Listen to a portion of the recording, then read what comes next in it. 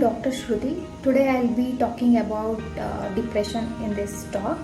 So, you all know that it's very common now, especially after the COVID. And since a decade, we are getting to know that mental illness is as important as the physical illness. And not only physical fitness, even mental fitness is also very necessary for everyone.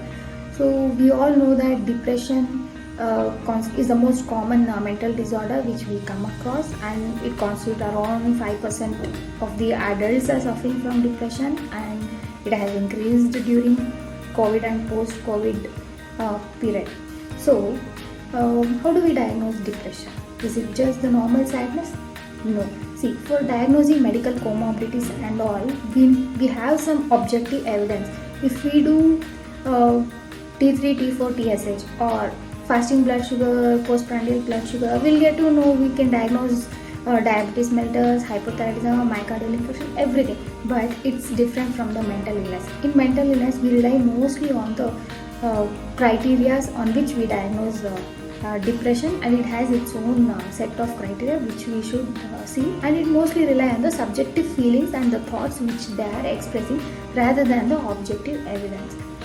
So, can we call a person depressed if they tell they are sad since an hour or 2 days? No.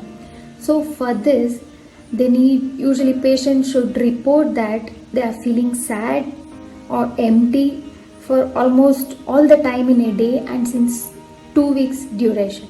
So, here I am highlighting that almost all the time in a day. It is because even if they divert their mood, even after watching some comic series or going out, interacting with the people, even then if they feel sad, even then if they feel empty, then only we consider it as pervasive low mood, which is a main symptom of depression. So along with this, secondly, usually depressed patients will also have decreased interest and also decreased pleasure in previously pleasurable activities. For example, if they had habit of playing badminton, going to gym, and if it was giving pleasure to them previously, and if it's not giving them pleasure now, then that is a symptom of depression. So thirdly, if they develop tiredness or fatigue very easily, even despite of not doing any work, then that is also an important sign of depression. So along with this, usually patients do also represent decreased concentration, and they also tell they are forgetting the things in daily activities. Suppose homemaker, if she reports, she tells that she's forgetting everything. If she keeps somewhere and she's forgetting, so this is not dementia. So this is one of the sign of depression. They'll be occupied with all the past events, negative things. Something will be running on in their mind. So sometimes patients do also tell the negative thoughts, like they feel that they're not worth living, and they lose hope on the future. They feel that nothing can help them to come out of this situation. Sometimes they do express death wishes, and sometimes they express suicidal ideas. So all these things are symptoms of depression, and along with this, their sleep and appetite will also get changed. It can be either increased or decreased. Few people sleep a lot, few people will not get sleep and they'll have difficulty in falling asleep, and few people will eat more, and few people will not feel hungry at all. So according to these symptoms, like number of symptoms present, we do diagnose as having mild, moderate and severe depression, which is more important in the treatment perspective. One more common question which patients ask: why me? So it can affect anyone if they have any risk factors like following a stress at workplace or in the house, or following a financial crisis or breakup or death of a closed one. If they're not able to cope with that stress, they will develop depression. And it can also develop if they are suffering from any medical comorbidities like hypothyroidism, diabetes and many more. And even medicines which they are taking for most of the medical comorbidities can also make them depressed.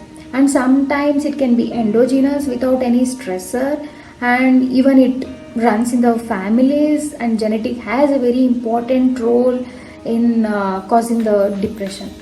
So if you come across someone having depressive symptoms, or if you are experiencing the depressive symptoms, what do you do and what you should do? So as I told, based on the grading like mild, moderate, severe depression, we do have some treatment interventions for that. For mild depression, we usually advise psychological interventions. So if you see the depressed patient, they'll have one cycle. Like if they are depressed, they'll have low mood, they'll have decreased activity levels, and then decreased energy levels. They'll not have interest in doing any of the activities. So when they have all these things, automatically the work efficacy will decrease, their activity will decrease, they starts on procrastinating.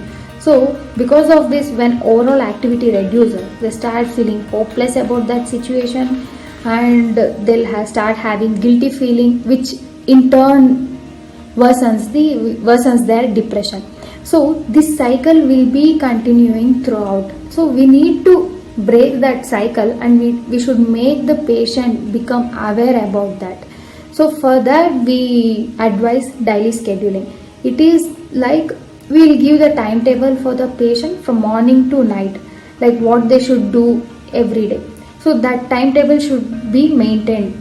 It is difficult to maintain for initial days, but later on it gets habituated. So that timetable should include, like, they should have the particular eating time, sleeping time, and they should include the hobbies which they like, which they used to like, and they should connect with the friends, relatives, and they should interact with their family members, and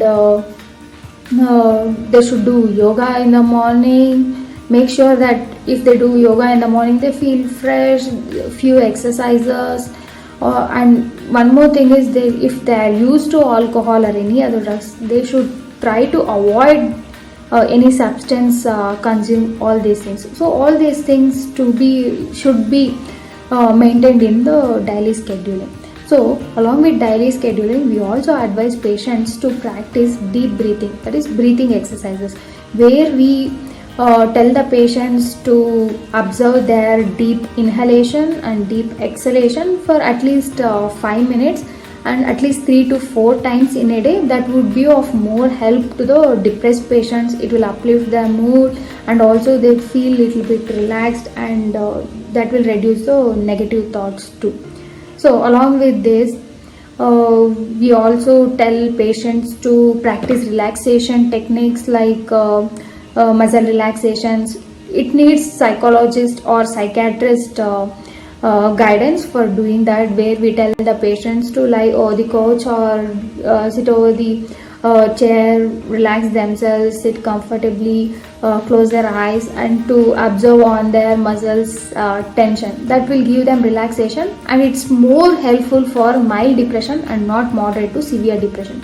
So these are the psychological intervention which will be more useful for the mild depression depressed patients.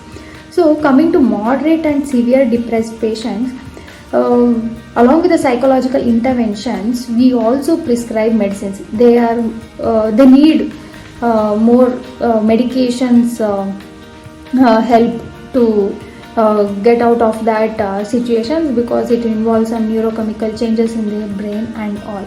Suppose if you come across anyone expressing death wishes or suicidal ideas, it's a sign of emergency. You should not neglect it. If the patient tells, like, we'll go for the consultation tomorrow or day after tomorrow, no, it should not be delayed. It should be consulted immediately, and the psychiatric consultation is needed at that point of time. So at the end, I would like to tell one thing. It's okay to be not okay.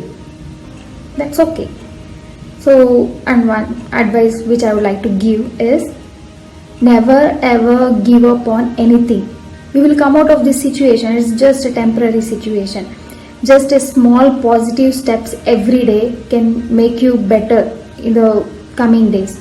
And trust me, your well-being improves as the days pass on, and you can come out of